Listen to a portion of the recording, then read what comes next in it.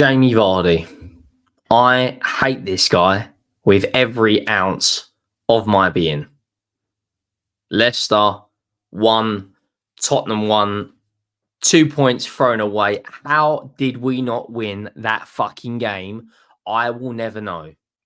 One half of absolute domination. Domination.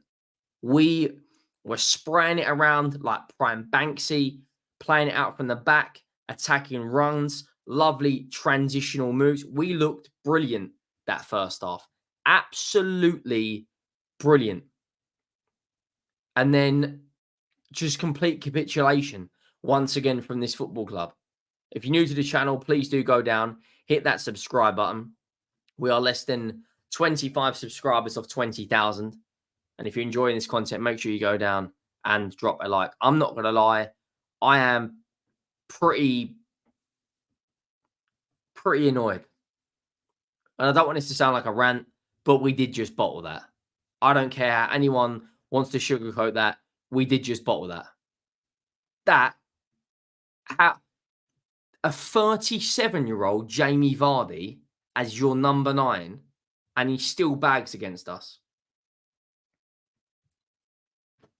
I don't know, man.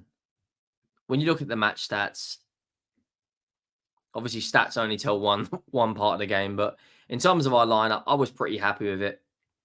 Our strongest back four of, your Doggy, Van de Ven, Romero, Porro. The midfield I thought was pretty balanced as well. Bentancur, Sarsar Toure, and Maddison. Johnson, Son, and Solanke, and obviously Vicario in goal.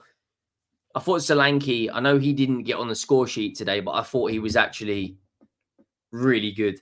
I thought he got in some really strong positions.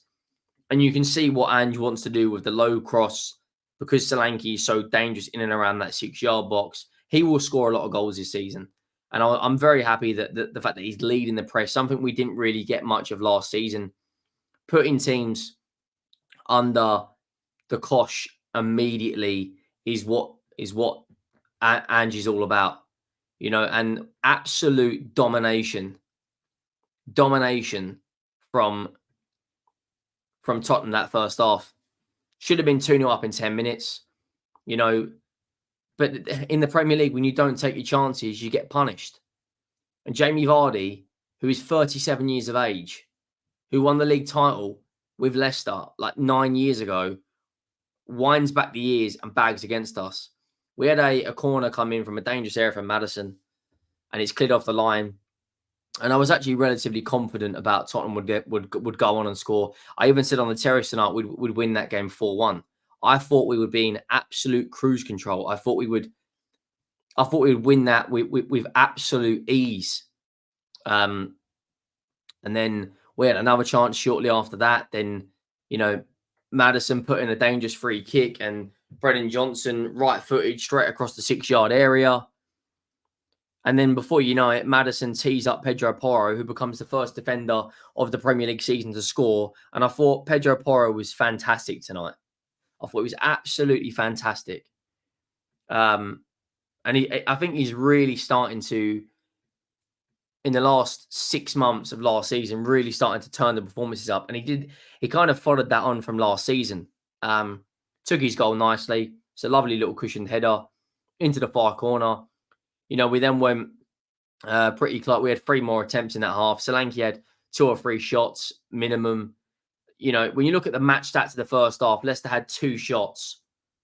I think they had 1 shot, 0 on target. I think their only shot was like from Dick Dover-Reid from about 30, 40 yards out on an open goal where Vicario headed it out. Absolute domination. We should have been 3-0 up in that first half. We should have been 3-0 up in that first half. And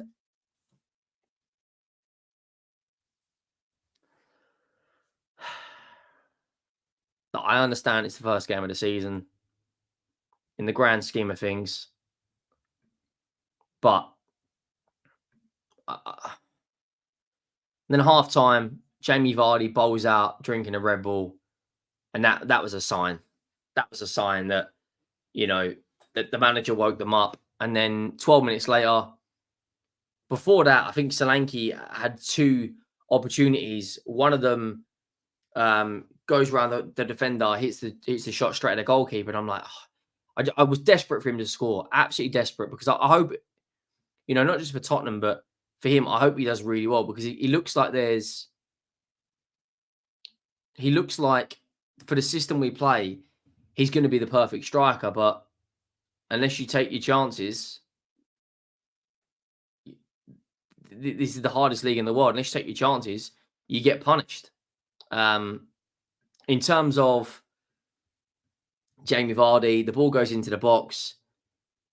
He's open. It's 4 or 5 yards out. He headers it down into the back of the net. He runs over to the corner flag. Jamie Vardy, vintage Vardy, makes it 1-1. And that was when I was like, all of a sudden, Leicester completely flipped that game on its head. They wanted a penalty 4 or 5 minutes later. That game was the game of two halves. We absolutely obliterated them first half. But like I said, you fail to take your chances in this league and you just get punished. And second half, obviously Benton caused huge injury around the 70th, 75th minute. 10 minutes of added time. We brought on Archie Gray. We brought on Bergval. We brought on Timo Werner. We brought on Dejan Kulusevski. We brought on Richarlison. The glaring thing for me that game was Brennan Johnson and Heung-min Son. It looks like all they are going to do in this system is put low crosses into the box, which is fine in a lot of games. But I just wanted to see Son get the shot away. We know he's fantastic at cutting in on that right foot or cutting in that left foot. And this is what Dejan Kulusevski does differently to Brennan Johnson. Dejan Kulusevski can go down to the byline, but also come back on his left foot. I don't think Brennan Johnson is capable of doing that at the moment. It looks like the coaching methods at the moment are to just get down the byline and put a low cross into the box. And like I said, in some games, Solanke gets a hat-trick. In others, Solanke is also there for the rebound. So if Son can get his shot away earlier, if Brennan Johnson can get his shot away earlier, Bergval come on, did some nice bits, looked comfortable in possession. Archie Gray did as well. I don't know if Basuma is going to play against Everton because of his suspension. Due to the concussion protocol, Benson Court will not be playing either. So I don't know what our double pivot's going to be. Is it going to be Sarr and Archie Gray? Is that going to have the physicality to match an Everton side? And then you look at our fixture we've got coming up. We've got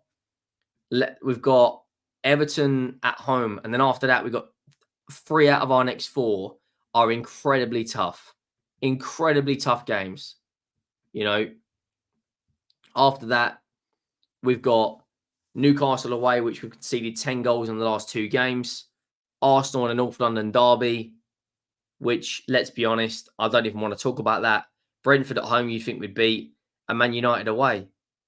I think we will get a positive result against Everton, but if we don't, that Newcastle game is going to be massive. It already is massive. Like, I don't know, guys. I'm pretty peed off. And look at those fixtures. It doesn't look like it's going to get better anytime soon, does it? In terms of easier fixtures, I don't really think you could have asked for an easier fixture in terms of personnel. Leicester haven't made a huge amount of signings. They don't really have a huge amount of quality. But like I said, you don't take your chances, you get punished. And